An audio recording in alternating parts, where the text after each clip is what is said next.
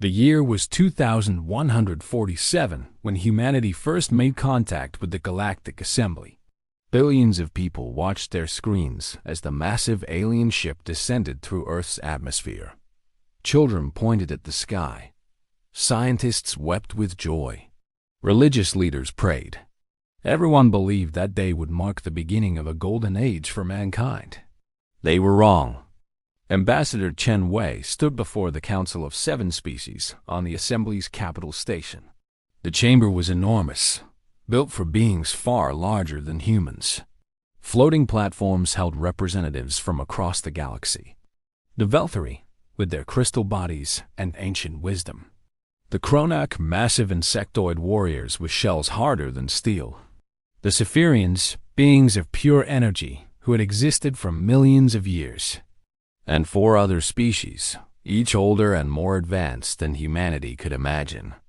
Your species is interesting, the Velthari Prime spoke, its voice like wind chimes in a storm. But you are too young, too violent, too unpredictable. Chen Wei stepped forward. We have come in peace. We wish to learn, to grow, to contribute. The Kronak representative made a sound that might have been laughter. Your planet has seen 2 world wars in the last 2 centuries. You created weapons capable of destroying yourselves.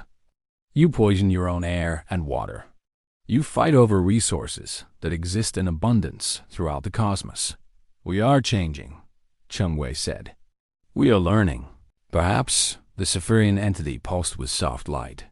But the Assembly does not accept children who have not proven themselves. Return in 10,000 years. If your species still exists, we will reconsider.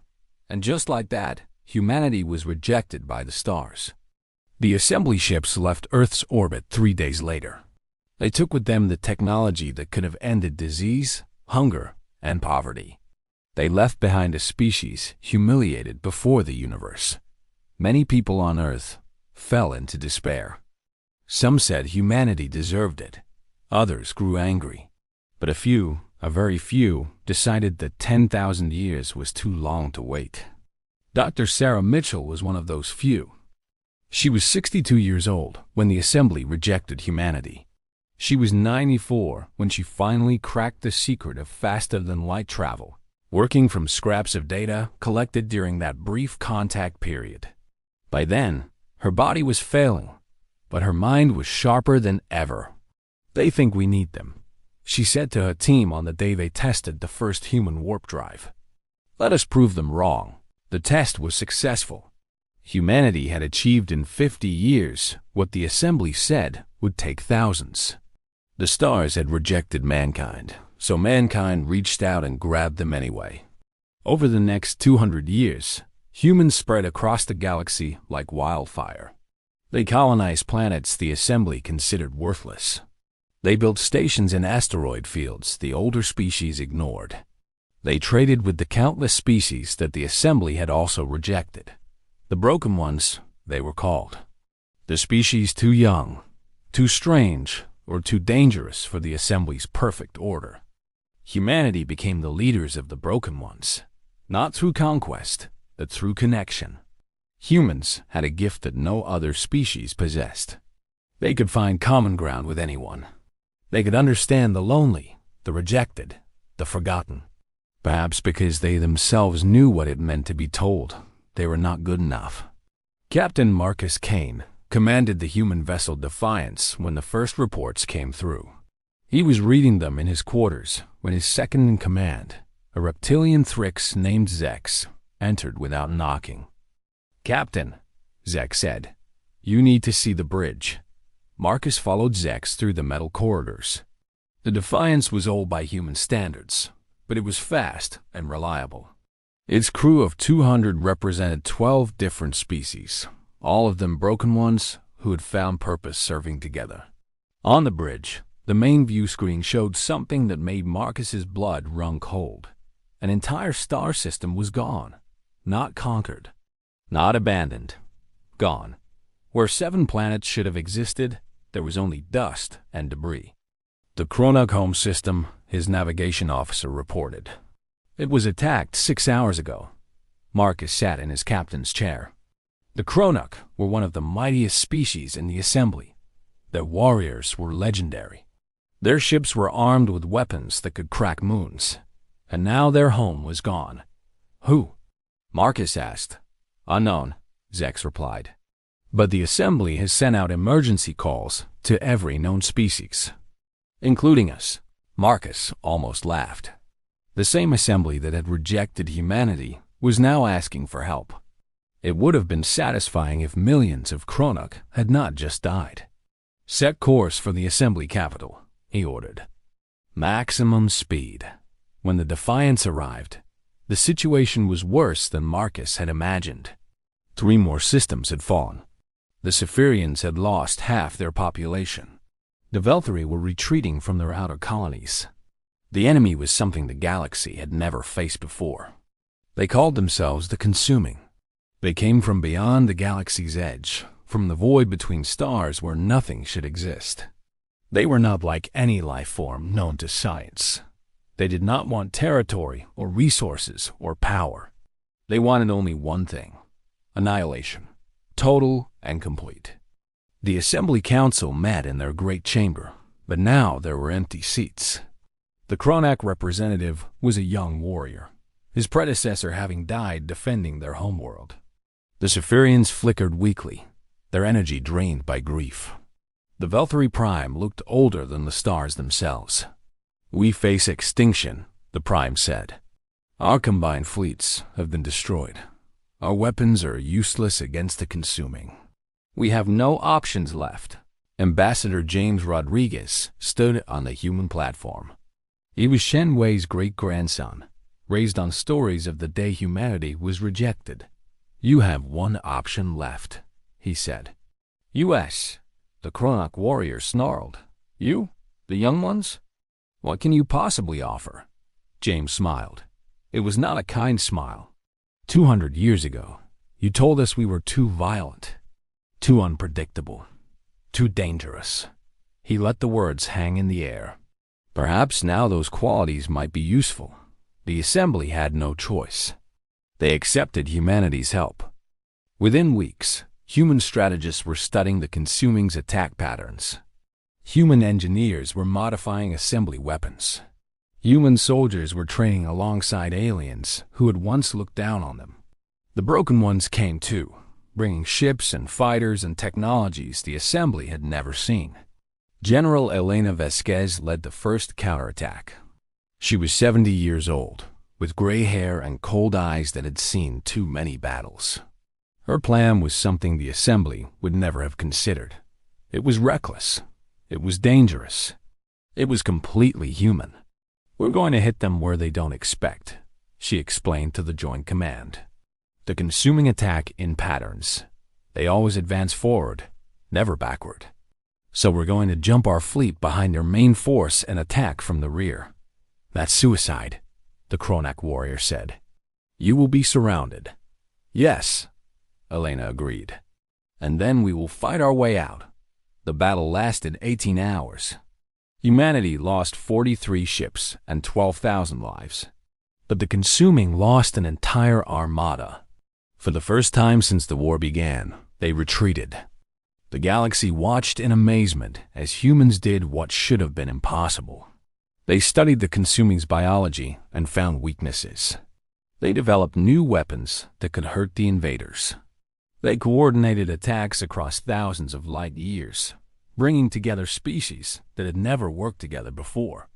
But the war was not won with weapons alone. It was won with something that humans understood better than anyone: hope.